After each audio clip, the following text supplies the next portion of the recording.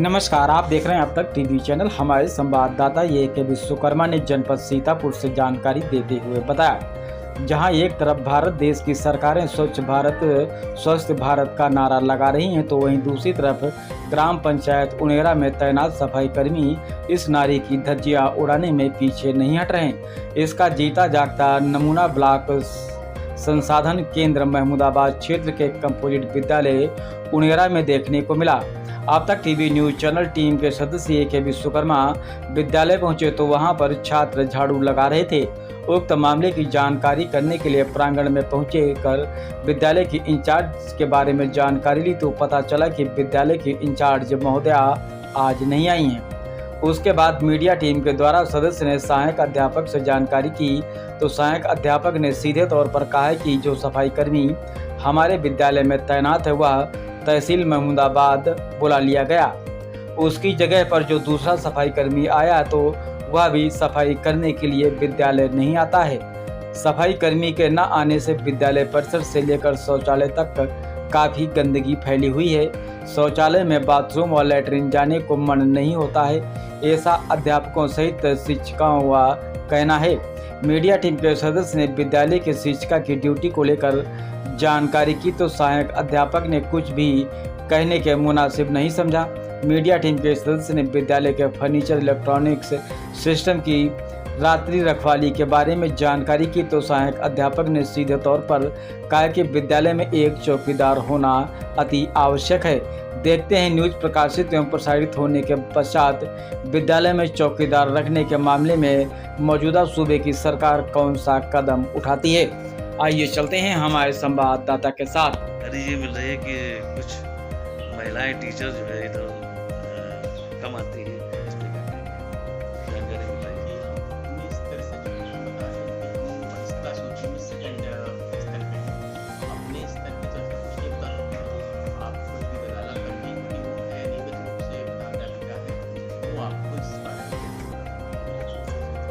चलिए, धन्यवाद सर, बहुत बहुत धन्यवाद। ये सफाई कर्मी या ग्राम पंचायत में जो सफाई कर्मी नियुक्त किए गए हैं, इस समय से आते हैं विद्यालय में भी।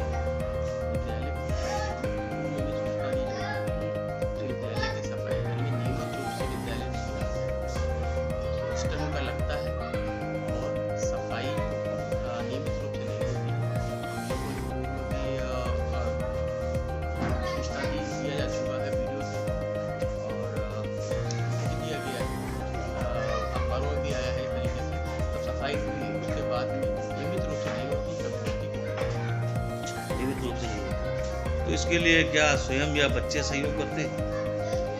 बच्चों से हाँ, हम लोग भी अपना सहयोग करते हैं, बच्चों को सहयोग लेते हैं। कई बार नहीं भी होती शौचालय की, विशेष कर शौचालय में जब होता है, शौचालय में बच्चे भी सफाई करने से कतराते हैं, तो शौचालय अक्सर गंदे रहते हैं। तो इसके लिए जो महिला शिक्षिका हैं, इनकी तो काफ़ी तकलीफ होती होगी, जो बच्चियाँ जो हैं। तो इस पर कोई लिखा पढ़ी या कोई हमने दिया गया, लिखित रूप में सूचना दी गई, वीडियो मध्य और अखबारों में भी आया है, सूचना आई जी। उसके बाद में ऐसा मुझे जानकारी प्राप्त हुई थी ब्लॉक के माध्यम से कि संबंधित सफाई कर्मी को नोटिस भी दिया गया है, लेकिन कार्रवाई नहीं की गई। उसके बाद में एक बार सफाई हुई पोस्टर पर उपस्थित हुए लोग, उसके बाद में फिर वैसे ही उसी तरीके से ऐसा बताया है। सफाई कर्मी का नाम क्या है? सफाई कर्मी जो यहाँ पर मूल रूप से कार्यरत है, वो तो अटैच है तहसील में, और इस समय दूसरे अन्य सफाई कर्मियों को यहाँ पर अटैच किया गया है। उसका नाम क्या है जो यहाँ पर उसका नाम क्या है? विवेक वर्मा। अच्छा, वो तहसील में अटैच है।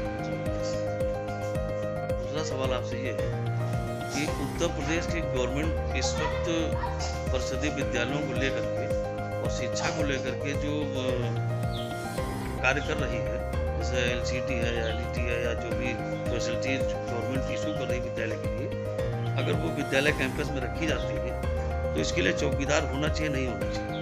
निश्चित रूप से होना चाहिए। मैक्सिमम विद्यालय में जितने भी सामान है, रोजमर्रा के सामान है, चाहे वो गैस सिलेंडर हो, चाहे वो ICT संबंधित कोई भी उपकरण हो, वो सभी उनकी सुरक्षा ताक पे रखी रहती है। क्योंकि विद्यालय जो अध्यापक कर्मी होते हैं, अध्यापक तो समय विद्यालय से रात में या अवकाश के दिवस में इनका जो है सुरक्षा क्वालिटी वो नहीं होता। हम लोगों ने अपने स्तर से निहित करके ये प्रयास किए हुए हैं कि इंटरलॉक लगवाते हैं, इंटरलॉक लगवा लेते हैं, लेकिन बस इससे ज़्यादा हम लोग क्या कर नहीं सकते हैं। चौकीदार की अवस्था तो हम लोग को महसूस होती है। तो इसके लिए कहीं कोई लिखा पढ़ी या कोई लिखा पढ़ी, क्योंकि ये व्यक्तिगत एक स्कूल का तो समस्या नहीं है, तो हम लोगों ने व्यक्तिगत रूप से नहीं दी है, लेकिन हम लोग संगठनों के माध्यम से और शिक्षक संगठनों के माध्यम से लगातार ये आवाज़ उठाते हैं सरकार के पास में कि हम लोग को सुविधा दिया जाए। अच्छा, हमने कई जगह जानकारी मिली कि विद्यालय में चोरी हो गई है। तो चोरी होने पर कितनी परेशानी आपको या आपके विभाग को उठानी पड़ती है? चोरी होने पे बहुत समस्या आती है। चोरी होने पे पहली बात तो ये होता है कि हम लोग विद्यालय से अपना कार्य छोड़ के थानों को दौड़ते हैं, और ये होता है कि प्रथम से उल्टा रिपोर्ट हमारी दर्ज हो जाए, प्रथम से उल्टा रिपोर्ट दर्ज होने में भी बहुत समस्याएं आती हैं। जी, प्रथम से उल्टा रिपोर्ट दर्ज नहीं होती है।